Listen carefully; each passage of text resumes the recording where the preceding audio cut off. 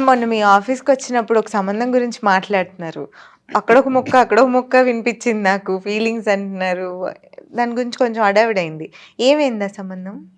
అంటే పెళ్లి చూపులు పెడతాం కదా రూపా. పెళ్లి చూపులు పెట్టినప్పుడు ఆహ్, ఆహ్, ఆ బాబు, పాప కలిసినప్పుడు ఆ బాబు వచ్చి నాకు అమ్మాయిని చూస్తే ఫీలింగ్స్ రావట్లేదు మాట్లాడుతున్నప్పుడు అని చెప్పాడు. హ్మ్. చెప్తే ఒక మీటింగ్ అయింది. తర్వాత అది అది మా మధ్యలో ఇంటర్నల్ థింగ్స్ అనమాట. పేరెంట్స్‌కి చెప్పినట్టున్నాడు. పేరెంట్స్ కూడా చెప్తే మేమేం చెప్పామంటే కొన్నిటికి ఆన్సర్‌లు చెప్పలేం. అవును. ఇంకొకసారి కలవమని చెప్పండి అని చెప్పారు మన పిల్లలు. చెప్పినప్పుడు ఇంకొకసారి కూడా కలిసి సేమ్ థింగ్ హి సెడ్.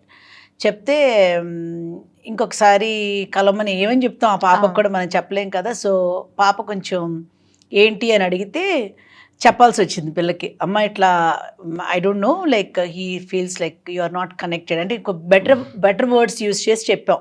కొంచెం కనెక్ట్ అవ్వలేకపోతున్నాం అని చెప్పి అని అనుకుంటున్నాడు బాబు అంటే, ఆ పాప డైరెక్ట్‌గా బాబుని అడిగేసింది.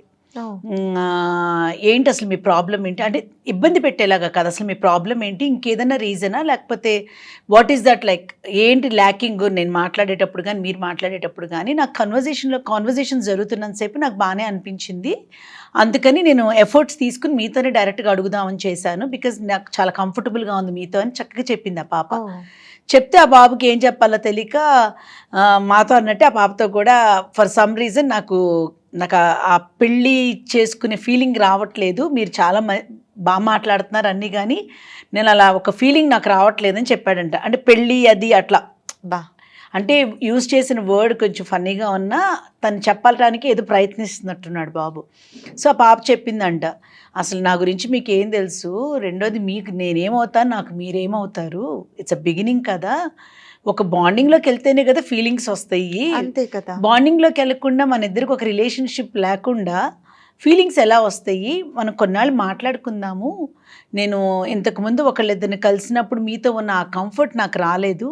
నాకు ఆ కంఫర్ట్ ఉండబట్టే నేను మిమ్మల్ని వీలవుతుందేమో మరి కొన్ని రోజులు మనం మాట్లాడుకోటాక నేను అడుగుతున్నాను అని చెప్పిన తర్వాత వాళ్ళిద్దరూ కపుల్ ఆఫ్ టైమ్స్ కలిసి మాట్లాడుకుని ఇప్పుడు ఓకే అయింది ఆ మ్యాచ్. ఓహ్! వావ్! పాప ఇప్పుడు ఆ ఎఫర్ట్ పెట్టి అంత ఓపెన్‌గా అంత చక్కగా చెప్పకపోయినా, ఆ బాబు ఉన్నది ఉన్నట్టు ఆ పాప దగ్గర ఎక్స్‌ప్రెస్ చేయకపోయినా ఈ మ్యాచ్ ముందుకెళ్ళేది కాదు. నిజమే. అది అప్రిషియేట్ చేయాల్సిన విషయం. చాలామంది చెప్పరు.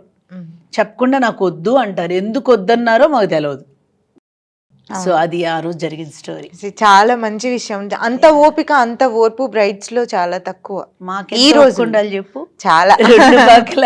కరెక్ట్. అంటే వీళ్ళు చెప్పింది అటు చెప్పలేము, వాళ్ళు చెప్పింది ఇటు చెప్పలేము. కానీ పిల్లలిద్దరూ చాలా మెచ్యూర్డ్‌గా డీల్ చేసుకున్నారు దాన్ని. ఎగ్జాక్ట్‌లీ. సో, కథ చక్కగా ముగిసింది. Super. They are very happy. సుఖాంతం. యాహ్! సుఖాంతం. రైట్. యాహ్!